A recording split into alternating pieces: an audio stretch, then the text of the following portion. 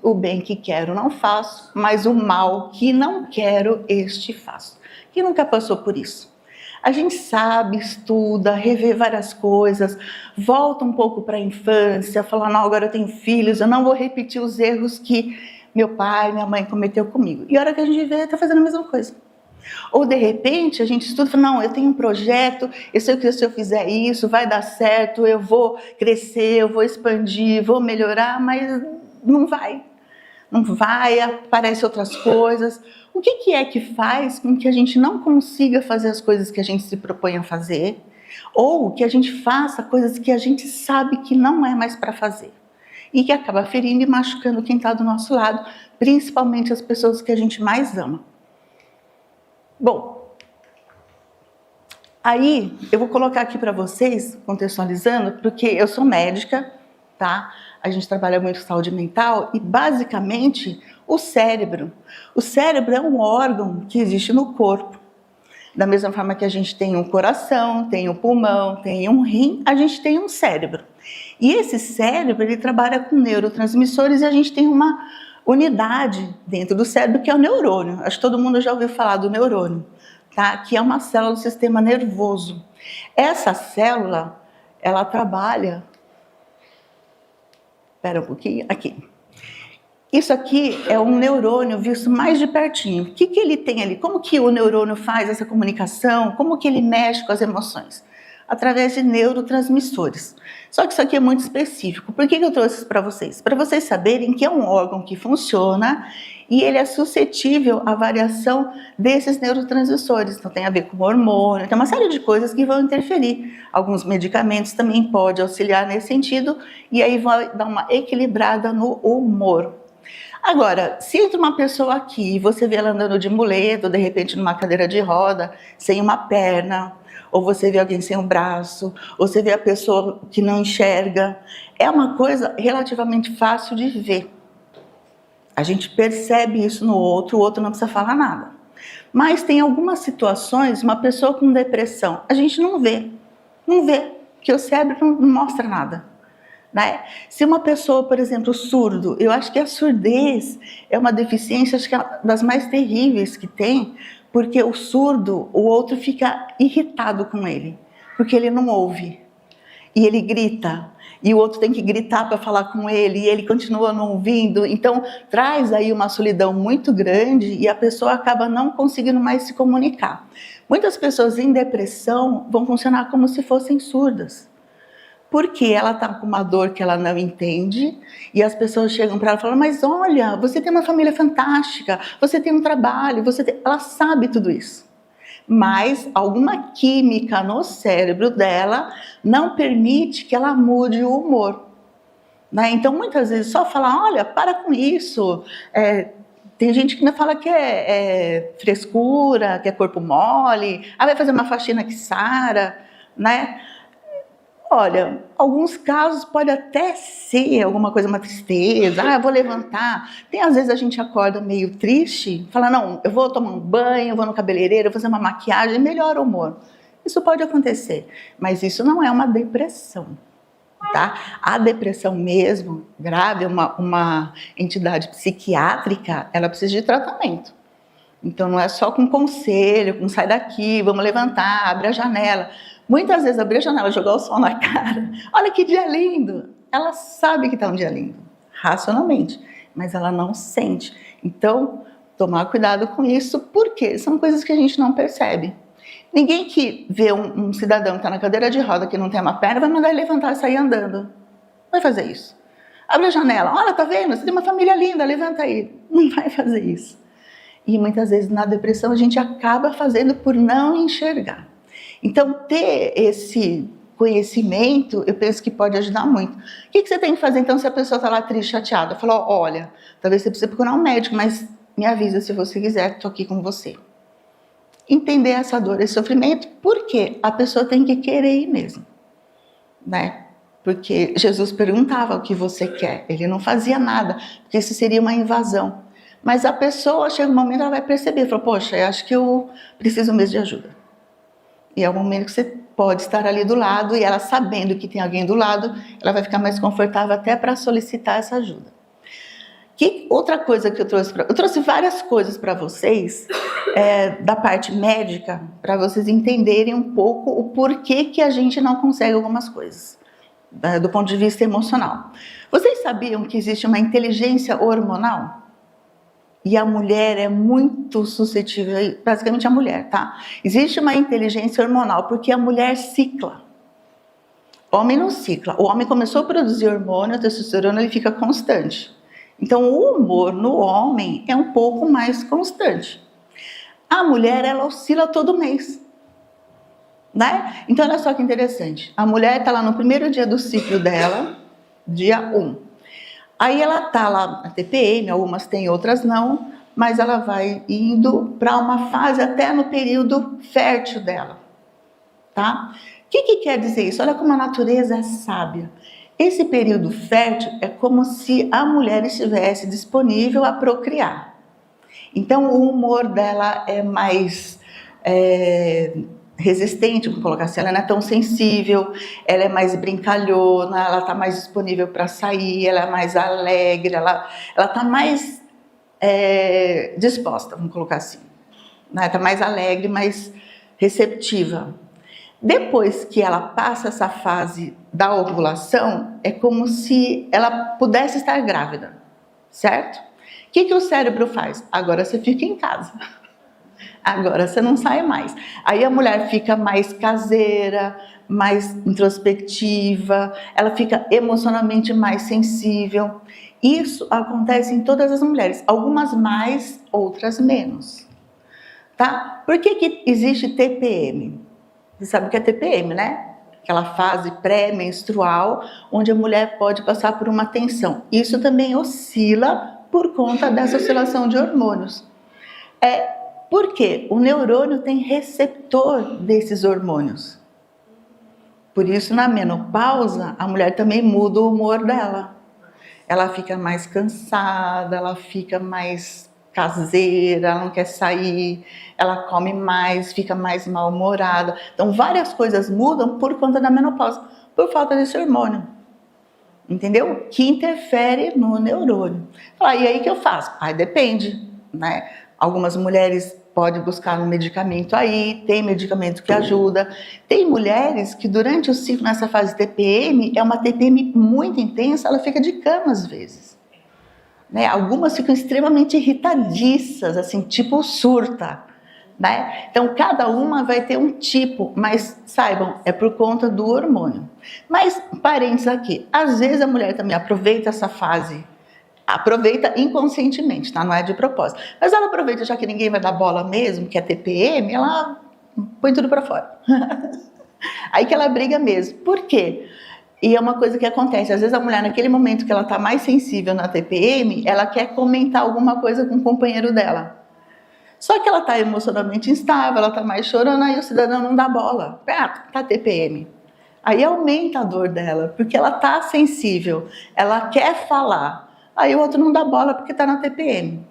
Tá, e por que ela não fala quando não está na TPM? Porque ela acha que não precisa. Louco, né?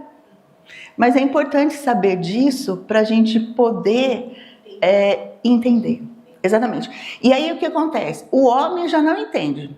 Então ele ignora. A TPM ele deixa para lá. Mas a mulher, sabendo disso, ela já pode avisar ele. Falar, olha, me deixa quieta. Não pergunta. Não pergunta, me deixa. Estou fechada para balanço, 3 dias já passa. Então é o momento dele entender essa fase dela e não provocar, né? Não provocar, não é que eles provoquem, mas aquela, eu só quero um abraço.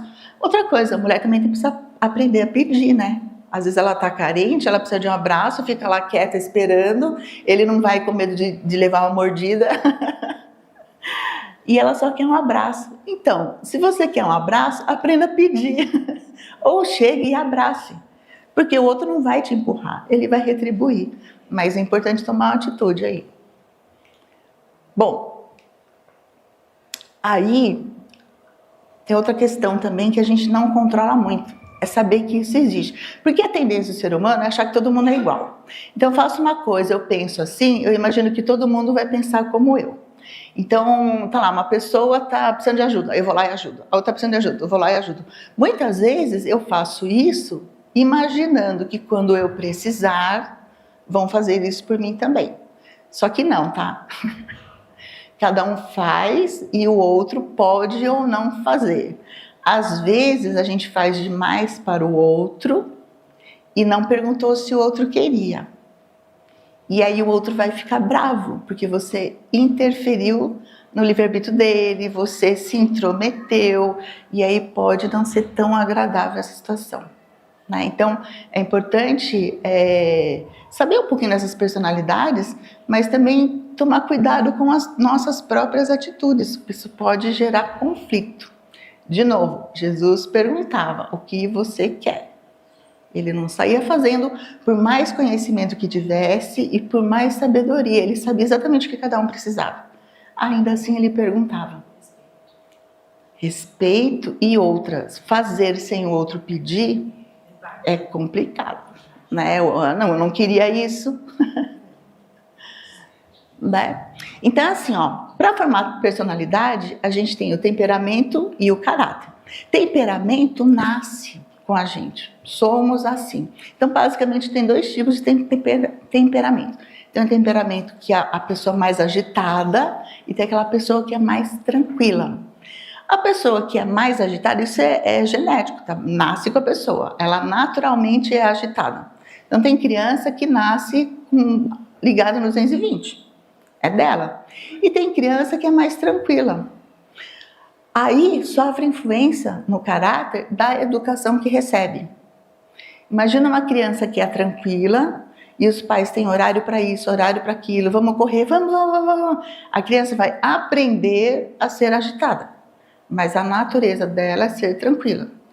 E tem o contrário, aquela criança que é mais agitada, mais ativa e ela é obrigada a ficar sentada no sofá porque tem que ficar ali e não pode sair, toda hora está de castigo. Então, é complicado nesse sentido. Então, quando a pessoa chega com um padrão de personalidade, a gente sabe que isso tem muito a ver com a forma como ela foi educada, tá? Então, as pessoas reagem de algumas formas, muitas vezes não porque querem, mas porque aprenderam assim.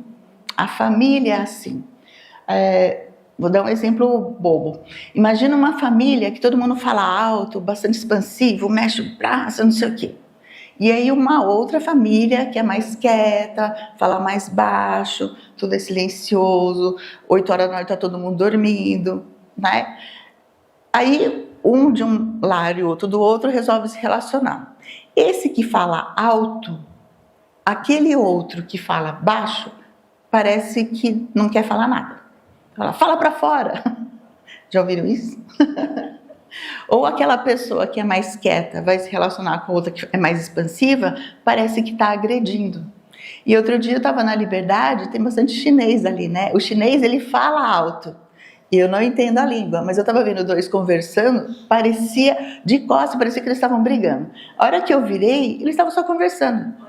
Mas o tom, a entonação de voz e a altura, né? O tom estava muito alto. Parecia mesmo que eles estavam brigando, eles vão sair no tapa aí. Mas não, estavam só trocando ideia, conversando, né? E tem algumas pessoas que falam baixinho e a outra não ouve e se sente ofendida. E o contrário, né? Mas isso tem a ver com a educação de cada ambiente. A pessoa, e eu sempre falo, a criança, ela vem de um ambiente onde aquilo para ela é comum. Independente de ser bom ou ruim, aquilo é o que ela conhece. Ela não tem juízo crítico, isso é bom, isso é ruim, ela está aprendendo. Mas aquilo que ela conhece é o que ela aprende a conviver, é o que ela espera. Isso é comum. Depois de um tempo, esse comum para ela é o normal. Então muitas pessoas encaram algumas situações como normais, mas eu falo, gente, que absurdo, como ela pode achar normal isso? É porque para ela aquilo é comum. Entenda, se não desperta um mecanismo de defesa emocional, ok.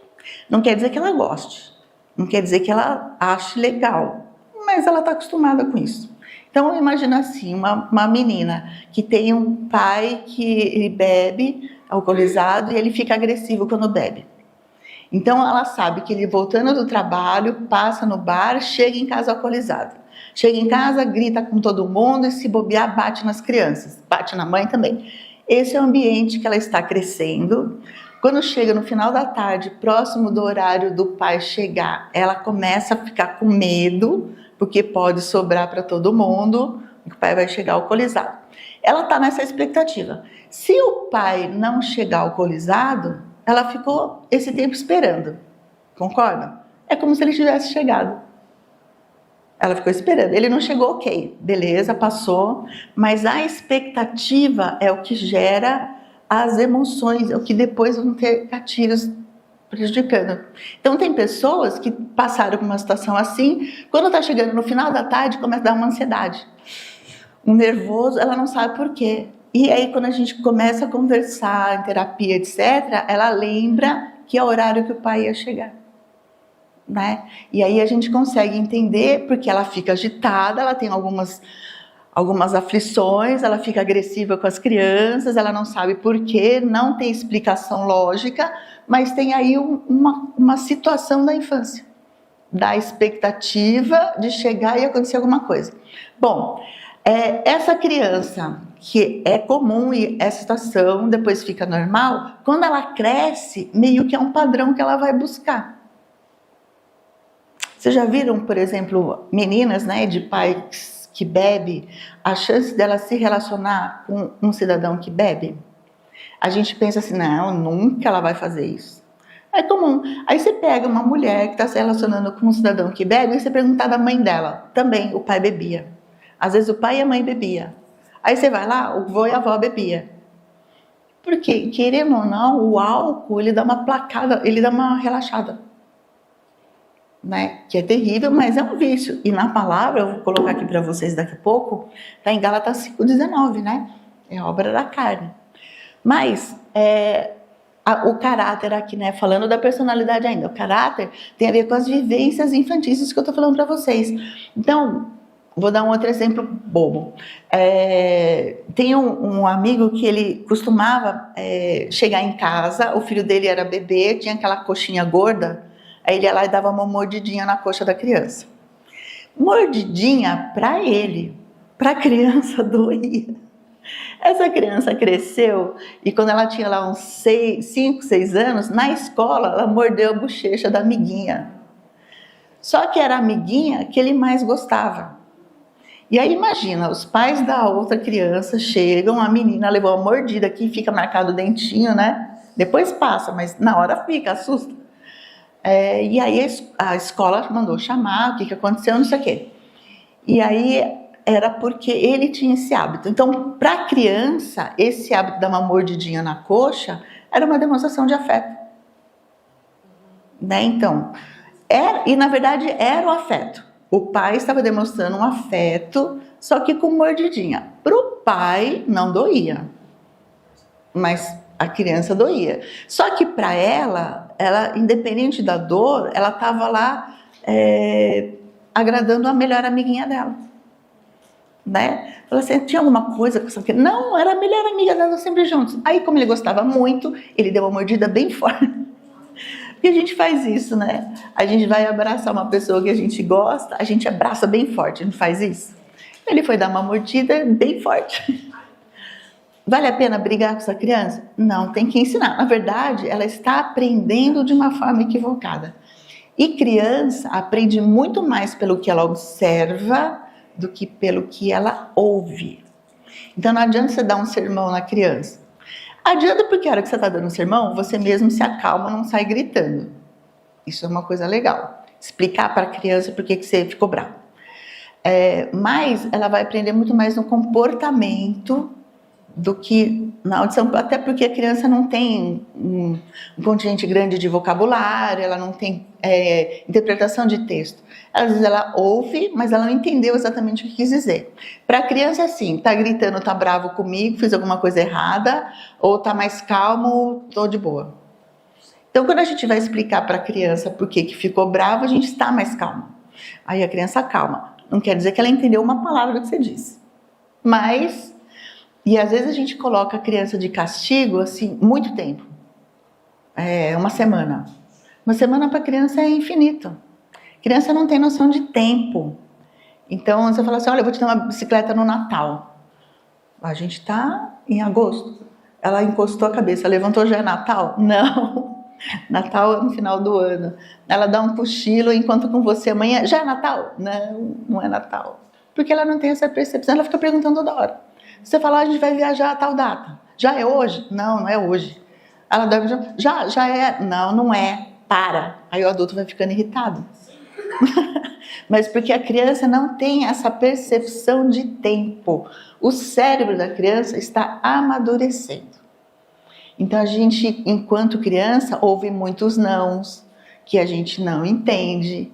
Daí quando chega na fase adulta, muitas vezes parece que o outro vai falar um não, vai dar uma bronca, isso gera uma aflição. Bom, vivência tem a ver com afeto e a memória.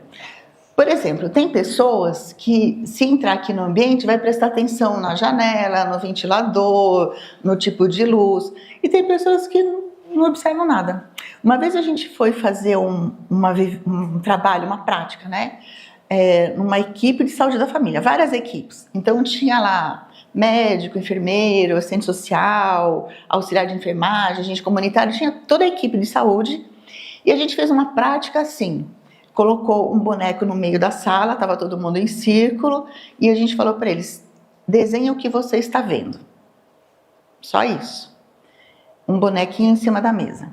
Algumas pessoas, era uma Minnie, tá? Teve uma pessoa que viu a Minnie e desenhou uma montanha-russa.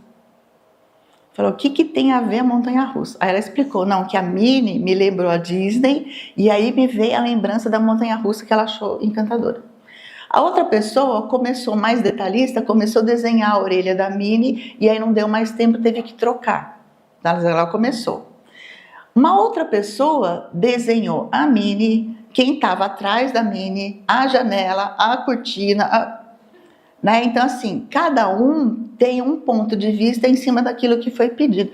O que é legal? Essa pessoa que desenhou tudo, a janela, o ar-condicionado, tudo, ela era assistente social. Então, está adequado para a função dela. O assistente social tem que ter uma visão mais ampla do todo. Ele não pode focar só nesse problema. Ele tem que buscar uma solução, mas ampliar a visão dele. E tem pessoas que são mais focadas, tem pessoas que são mais criativas, isso é muito relativo. E no dia a dia, a gente acaba se relacionando com pessoas distintas também. Vai dar confusão? Fácil, né? Bom, aqui eu quero mostrar para vocês como que funciona essas sensações que a gente tem no corpo, o que seria um gatilho emocional. Então, alcança aqui. Não vai chegar lá. Bom, mas aqui a gente tem, não sei se vocês vão conseguir ver, mas vocês já ouviram o ditado que fala assim, cachorro mordido de cobra tem medo de linguiça? Já ouviu? Ou um outro, para quem não ouviu esse, que é mais do interior, mais antigo assim, gato escaldado tem medo de água fria. A ideia é a mesma, tá? Uma vez que você já levou uma mordida de cobra, você ou o cachorro no caso, você jogar uma linguiça para ele, num primeiro momento, aquela linguiça vai lembrar a cobra, ele vai sair correndo. Então aqui a gente tem um cidadão olhando a cobra, tá? O olho, ele percebe a cobra, e vai mandar a informação para o cérebro, tá? Uma vez que chega no cérebro, ele vai para uma área que deflagra o nosso mecanismo de defesa emocional, que é a amígdala do cérebro. Então a gente tem no passo 1 o olho, no passo 2 o tálamo, que chega no cérebro, o 3 vai para a amígdala. Na amígdala é mecanismo de defesa. Então isso é muito rápido. Então tem que defender rápido. Por que o mecanismo de defesa tem que ser rápido? Imagina que vocês estão andando na praia descalço e vocês pisam em alguma coisa que espeta seu pé. Se você for pensar, é um prego, é um caco de vidro, é um grafite, até pensar, raciocinar isso, já furou o pé, já era. Então, você encostou em alguma coisa, na hora você tira o pé. É rápido. Da mesma forma, se você estiver mexendo em alguma coisa no fogão, e esquentar o braço ali, na hora você tira. Aí não interessa se o que tinha na ponta era uma frigideira, se tinha óleo, se tinha água fervendo, voa tudo, porque na hora você vai reagir e defender o braço e tirar. Isso é impulso, não passa pela consciência. Então, o mecanismo de defesa é alguma coisa que não se pensa para reagir, simplesmente reage, tá? E aí, a amígdala, ela passa primeiro, a informação que viu a cobra passa primeiro para a amígdala, porque ela tem que definir que tipo de defesa ela vai ter. Daí, vai para o corpo, da amígdala vai para o corpo. Então, vai dar batedeira, a boca vai secar, né, todas as reações, o sangue vai para a perna para sair correndo, vai ter uma série, a respiração muda, uma série de reações que vão deflagrar por conta dessa imagem borrada que apareceu na amígdala. Isso que vai para o corpo é o 4. O que é o 5? A imagem que forma no córtex. O que é o caldo que foi vista aparece depois da sensação física. Então a gente reage muitas vezes com coisas que não estão acontecendo. Vocês já perceberam isso? Que às vezes a gente tem algumas reações que são desproporcionais ao que está acontecendo, né? Mas é muito por conta desse fenômeno aqui. Fala, poxa, mas e aí? Algumas pessoas falam assim, olha, você tem que contar até 10. Conta até 10, né, antes de você explodir, para esta informação formar no córtex e você ter condições de raciocinar em cima do que está acontecendo. Só que se o mecanismo de defesa é impulso, você não controla, por exemplo, você está lá vendo um bolo de chocolate, pessoas falam assim, me deu vontade de comer o bolo. Aí, vontade de comer o bolo? Não é vontade, é impulso. Se você tem vontade, você come um pedaço. Matou vontade, ok. Se você comeu o bolo inteiro, foi um impulso, porque o que você queria não era o bolo, era alguma coisa que esse bolo estava representando. Entendeu? Não era só o bolo. E aí, o que acontece? Quando a gente tem esses impulsos, e aí fala, não, eu tive vontade disso. A gente troca a palavra, a gente teria que falar impulso, porque a vontade está baixa. Vontade na psiquiatria é uma função do cérebro superior. Só animais superiores têm vontade. Macaco, cachorro não tem vontade, eles têm impulsos, eles fazem as coisas. O ser humano consegue raciocinar e usar da vontade para fazer ou evitar situações. Por isso é importante, eu não tenho vontade de comer tudo que vem na minha frente. Não, eu tenho impulso, a vontade está baixa. Onde que tem o conhecimento? O conhecimento vai entrar para reforçar a nossa vontade. Entende? Quando a vontade está alta, eu não faço bobagem. Mas eu tenho que saber aumentar essa vontade. Como é que a gente faz isso? Primeiro, sabendo que existe impulso, né? Porque muitas vezes a gente acha que é vontade e aí começa a se sentir mal. Ai, que péssima pessoa que eu sou, porque toda hora eu tenho vontade de fazer isso. Você não tem vontade.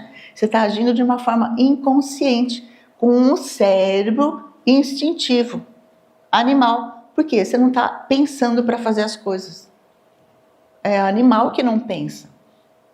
Bom, e falando de mecanismo de defesa, a gente tem 3 tipos de mecanismo de defesa para proteger as emoções. A gente pode lutar, a gente pode fugir ou a gente pode congelar. Isso é comum para o reino animal. Os animais também têm esse mesmo mecanismo de defesa, tá? Então, se você pegar uma cadela, acabou de ter filhote, a cadela é sua, ela te ama de paixão, mas se você mexer na cria dela logo que nasce, você pode levar uma mordida, porque ela está lá por instinto defendendo a cria dela. Ou você pega lá o seu cachorrinho, na hora que ele está comendo, se ele estava com muita fome, você chegar a mexer no potinho dele, você pode levar uma dentada, porque ele vai te morder. Não é para você mexer, ele está saciando um instinto. Naquele momento ele é animal.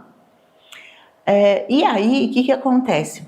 Quando a gente tem algumas situações emocionais, então imagina como eu estava dando aquele exemplo, né? A menina, ela a vida toda esperou o pai chegar, imaginando que ia levar uma bronca, que a mãe ia apanhar, sei lá, um terror muito grande. Chega no final do dia, Se de repente o companheiro dela foi num happy hour, chegou cheirando álcool em casa, todo o mecanismo de defesa dela, nesse momento inconsciente, pode agir. E ela vai ter o mesmo pânico que ela tinha em relação ao pai, em relação ao companheiro. Né? Por quê? A situação vira um gatilho. Às vezes ela fica só aflita no final do dia, mas às vezes ela não tolera o álcool, porque o álcool é um gatilho para o neurônio de memória trazer recordações lá de trás. Aí ela pode ficar agressiva, ela vai para a luta, ela pode fugir da situação, não querer mais saber do cidadão, ou ela pode paralisar. O paralisar, quando a gente fala em branco, é a pessoa não saber o que fazer, ela dá branco, ela fica parada. Né? E as coisas acontecem porque ela paralisou. Então, tem mulheres que são vítimas de estupro. Isso é muito interessante. Por quê? E é interessante. A mulher foi estuprada, dali a pouco foi estuprada. Eu falei, gente, como que isso é possível? Né? Tem umas que nunca foram, mas algumas que são, e são de novo, e são outra vez. Gente, é porque a reação dela de defesa é paralisar. Ela paralisa, ela fica sem reação. Ela não grita, ela não sai correndo, ela não briga, ela paralisa. E o outro aproveita, né? Então, é complicado isso. Mas trabalhar e entender esses mecanismos de defesa também é importante.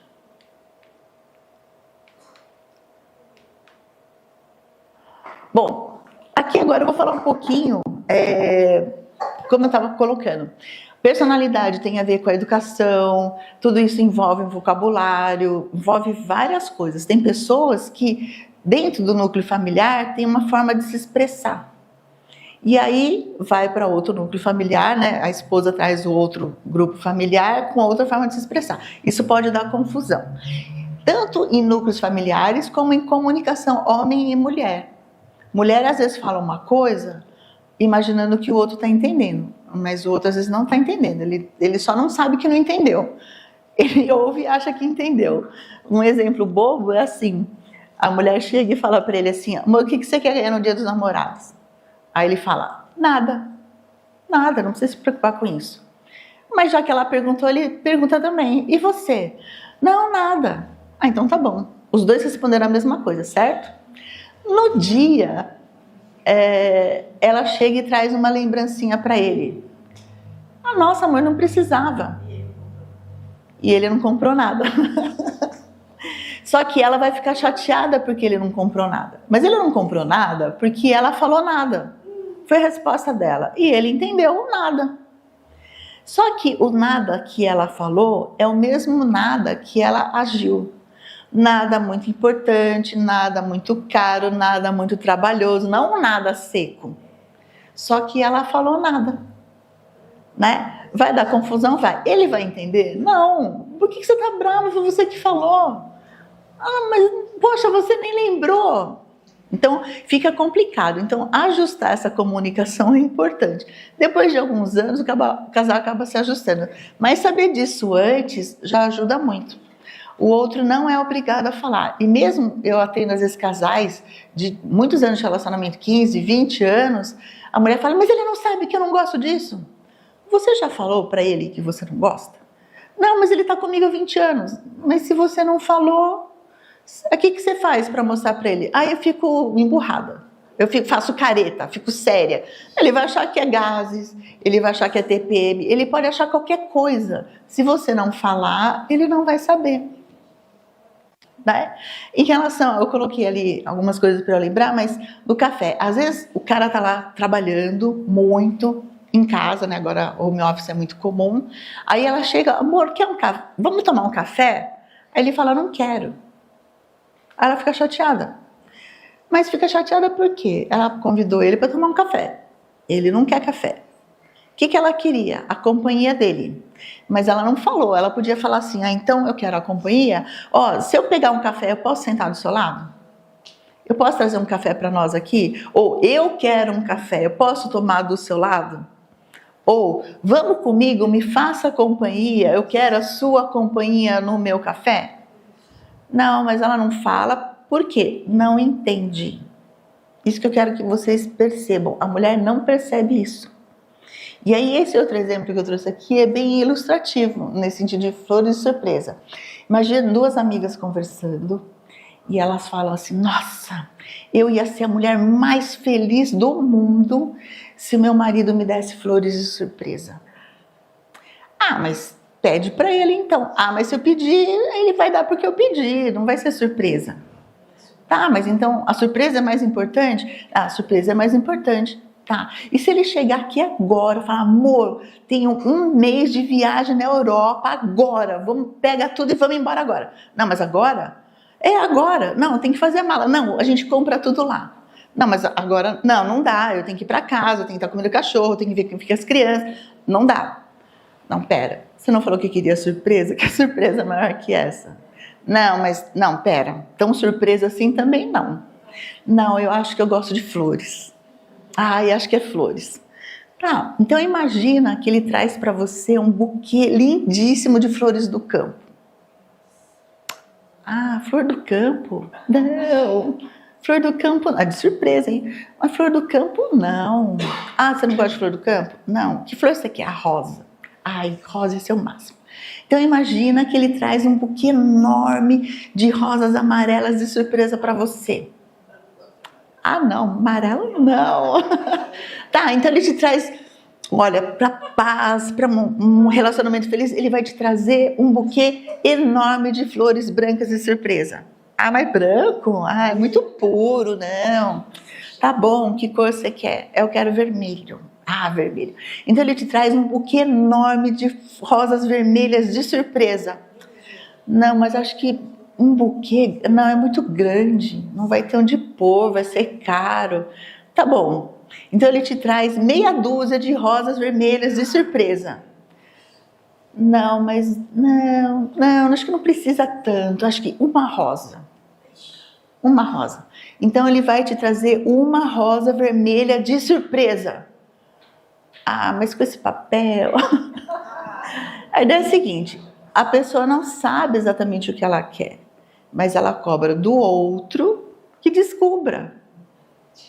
E a culpa é do outro. Então é importante refletir, quando a gente se comunica, qual foi a causa da discussão, da briga ou do desentendimento. Muitas vezes a gente atribui ao outro um vazio que o outro não vai preencher. Né? Não tem como o outro preencher esse vazio aí. Vamos aqui. Bom, aqui são as áreas do cérebro. Isso aqui é bem legal, porque o olho, ele olha. Quem vê é o cérebro. Então, assim, a gente tem o nervo óptico, só que o nervo, ele traz a informação do que está sendo visto aqui, através da luminosidade que entra, e manda para o cérebro. O ouvido, a mesma coisa. O nervo auditivo, ele percebe o som e leva para o cérebro. É o cérebro que vai interpretar isso daí. Se eu estivesse aqui falando, sei lá, japonês para vocês, alguém entende japonês aqui? Se eu estivesse falando japonês, vocês não são surdos. Mas, bom, ela está falando alguma coisa, mas para mim não faz sentido nenhum. Não fazer sentido e não ouvir é a mesma coisa para o cérebro. Não fez sentido, é igual não ouviu. E aí ele não vai guardar, não vai ter isso na memória. Depois, como ele guarda, depois pode ser que ele, entendendo, faça algum juízo daquilo, pelas figuras, pelos gestos, sei lá. Ele pode até ter uma interpretação disso, mas ele não vai entender, né? E aí as interpretações vão variar de acordo com o que aprendeu, como que foi essa evolução do cérebro. Então tem uma coisa que a gente sente, a gente percebe e aí representa no cérebro se aquilo é bom ou não, né? Então, julgamento é ruim? Com certeza, mas a gente não pode tirar todo o julgamento, senão a gente bebe água sanitária achando que é água. Água sanitária não é água, aguardente não é água, né? Então, um pouco de juízo crítico a gente tem que ter. Julgamento não é juízo crítico, tá? A gente não deve discriminar. Mas fazer o juízo crítico é importante.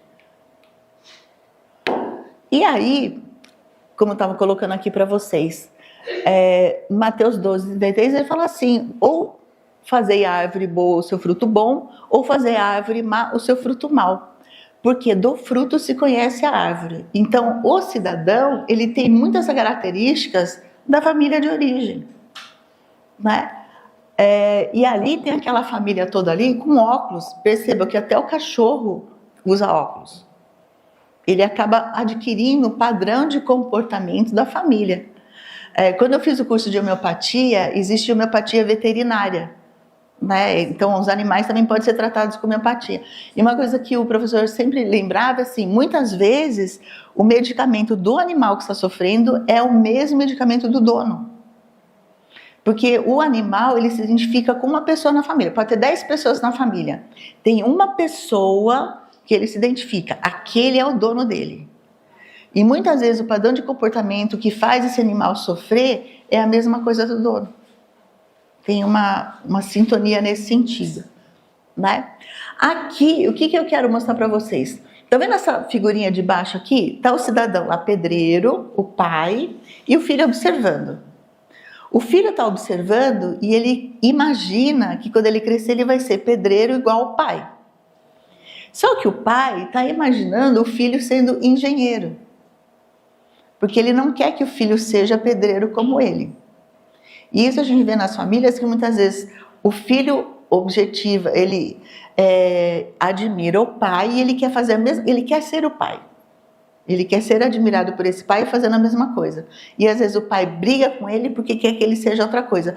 Só que essa criança não sabe o que é ser engenheiro. Não faz parte da vida dele, ele não sabe o que é isso. Ele sabe quem é o pedreiro, que é o que ele quer ser. Então quando a criança fala assim, eu quero ser pedreiro igual você, quer dizer, eu te admiro. Só que às vezes os pais não entendem assim, né? Lógico. Nessa idade ele vai querer ser igual ao pai. Ele crescendo mais um pouco, talvez ele queira ser engenheiro. Mas às vezes a gente briga porque não dá esse tempo de compreensão para a criança. Né? Então aqui, eu trouxe aqui para vocês obras da carne, porque são várias, né? Inimizades, desavença, tá tudo listado. Ira, egoísmo, dissensão, facção, glutonaria, bebedice, lascívia, pornografia, tudo ali. Ali não diz o que é pior do que o que. Não tem uma ordem. Isso aqui é pior que aquele. Não. Eu interpreto isso? Quando a gente vai para a obra da carne, entenda que isso é uma busca de um prazer imediato. Todas essas situações dão um prazerzinho momentâneo. Não são legais, mas trazem isso, uma satisfaçãozinha momentânea. Então, se o indivíduo tem um sofrimento, ele tem uma angústia, obras da carne funcionam como uma válvula de escape. Então, ele vai beber, ele vai comer, ele vai ter sexo, ele vai fazer fofoca, ele vai brigar com alguém. Porque na hora que ele faz isso, a energia expande e ele acalma. Né? Ele acalmando diminui a tensão, por isso é uma situação de prazer. Mas a gente entendendo as situações que pegam, o que incomoda, fazendo uma autoanálise, olhando para dentro, briguei com tal pessoa, o que aquela pessoa me incomodou. E aí vocês vão perceber que a gente se incomoda com poucas coisas. E por serem poucas coisas, a gente não traz à tona, porque parece que não vale a pena. Então a gente vai colocando embaixo do tapete. Então um exemplo que eu sempre coloco é assim: imagina que eu chamo vocês para fazer uma caminhada e eu falo assim, eu vou passar na sua casa às 5 horas da manhã, a gente vai caminhar o dia inteiro descalço. Sentir a terra, legal, vamos lá, gente. 5 horas da manhã descalço, eu passo na casa de vocês e a gente começa a andar.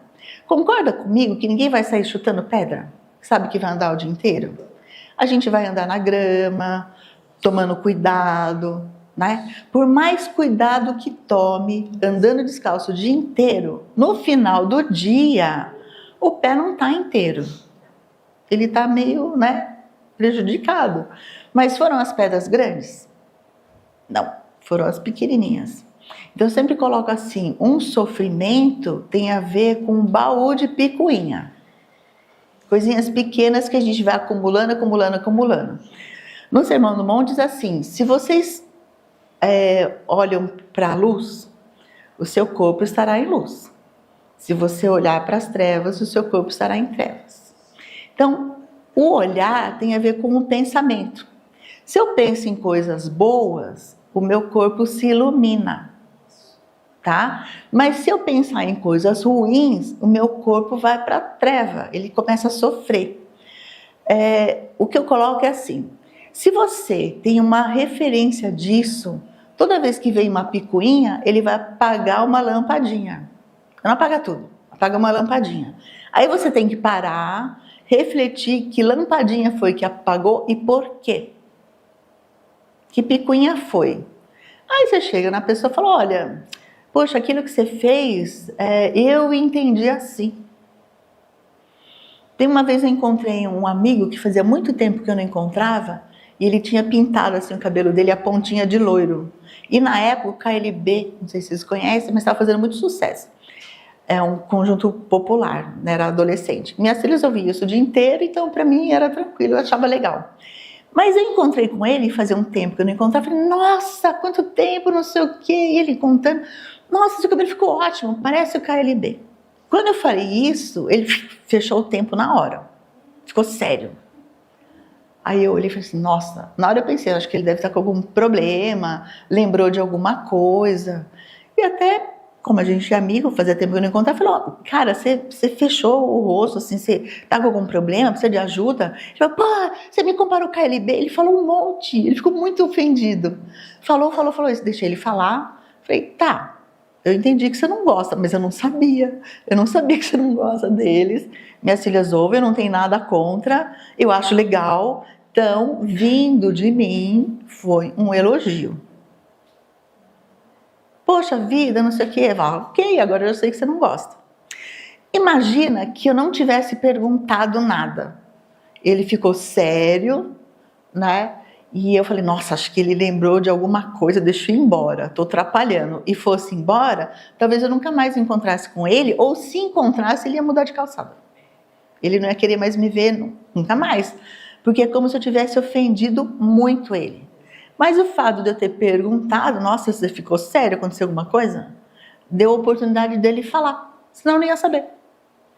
Né? Então, falar o que a gente sei, falou, olha, você falou isso, eu fiquei chateada. O que você quis dizer com tal coisa? Às vezes a gente fica chateado, mas não fala nada, e às vezes o outro nem sabe o que falou, nem sabe o que fez. Às vezes não é nem fala, é comportamento. Faz alguma coisa no impulso ou no inconsciente e a gente fica chateado com o comportamento do outro, né? E às vezes em casais. Né? Eu sempre falo assim, casamento é de Deus e é só por Deus. Porque um vai servir para ajudar o outro a evoluir. Né? Em Mateus 10:34 não diz? Os maiores inimigos vão estar dentro do seu lar? Por que isso? Para que você evolua. Se for só um colega de trabalho, você troca de trabalho. Se for um amigo, você troca de amigo. Mas se é um companheiro que você decidiu, escolheu para caminhar junto, não é tão simples ficar trocando. Né? Então você tem que rever qual é o comportamento que te incomoda. Esse comportamento que te incomoda diz de você, não tem nada a ver com ele. Ele nem sabe o que está fazendo. Mas a pessoa incomodada tem que refletir por que incomodou. E esse incômodo já fazia parte da pessoa antes de conhecer o outro. Ou seja, o outro serviu de gatilho porque Deus quer que você melhore e evolua cada vez mais. E se não for essa pessoa que você ama, você nunca vai trabalhar isso, né? Então entenda, você ama o outro, é o comportamento que não gosta, é o comportamento que são as picuinhas que eu estou falando. Não é a pessoa como um todo, é uma atitude, uma fala, uma entonação, um olhar. Entendendo um pouquinho como funciona o cérebro, que tem várias coisas que a gente não controla, não quer dizer que então não controla, tudo bem. Não, tem que exercer, como eu falei, da vontade para manter o equilíbrio. Exercer dessa vontade, gente, é ter domínio próprio. Não é? Você tem no domínio próprio, você vai ter mais paciência, você vai ser mais amável, você vai ser alegre. Isso, né? Porque você sabe o que está sentindo, né? E o outro é só um gatilho.